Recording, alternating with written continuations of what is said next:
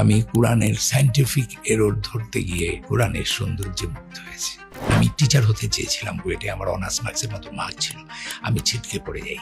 আমার একটি ক্ষোভ জন্মে সৃষ্টিকর্তার উপরে, ধর্মের উপরে, এবং আমি জায়নামাজ ফেলে দিই।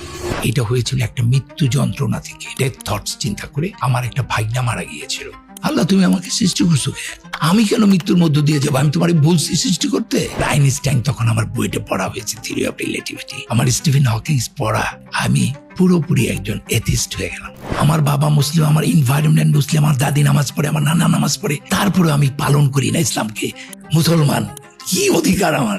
তো আমি তো কিচ্ছু জানি না। তোমাকে আমি চাইলেও তো তোমার আমি আল্লাহরে দেখাইতে পারবো না যে আল্লাহ আছে, এই কারণে আল্লাহ নাই। তো তুমি কোন জ্ঞানের উপর ভিত্তি করে বলো আল্লাহ নাই? কত জ্ঞানী তুমি?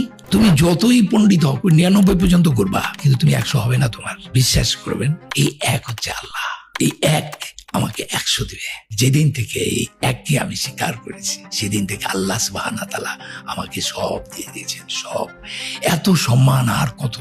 মানুষের জন্য ইসলাম এসেছে, শুধু মুসলমানদের জন্য নয়। আমাদের কোরআনে যে 28টা অ্যালফাবেট আছে, প্রত্যেকটা অ্যালফাবেটের একটা রিপ্লেসিং নাম্বার আছে। আল্লাহ এটাকে প্রফেসি নাম্বার বলে। যদি কোরআনের মতো কোরআন আনার জন্য মানুষ ও জিন এক যুগে চেষ্টা করে, তবু তারা এর মতো আনতে পারবে না। আল্লাহ কয়, তুই কত বড় ম্যাথমেটিশিয়ান, তুই আমার বলবি? 15 দিন নিজে মাতবুরি করে এই বানাইতে চাইছিলাম, আমি 15 ডেজের দিন অসুস্থ হয়ে গেছি। এইটা মানুষের পক্ষে করা সম্ভব না। সূর্যর কক্ষপথ আছে কিনা সেটা মাত্র ডিসকভার হয়েছে হাবল টেলিস্কোপ আবিষ্কার হওয়ার পর। তাহলে 1400 বছর আগে কিভাবে কোরআনে বলে আল্লাহ সৃষ্টি করেছেন রাত্রি ও দিন ও সূর্য ও চন্দ্রকে, প্রত্যেকে নিজ নিজ কক্ষপথে বিচরণ করে। আল্লাহ একটা জায়গায় বলছেন, পৃথিবীতে বা ব্যক্তিগতভাবে তোমাদের যে বিপদ আপদ ঘটে, তার লেখার পূর্বেই তা লেখা হয়, এই জন্য যে তোমরা যা হারিয়েছ তার জন্য বিমর্ষ না হও, আর যা তিনি দিয়েছেন তার জন্য খুশিতে উল্লসিত না হও।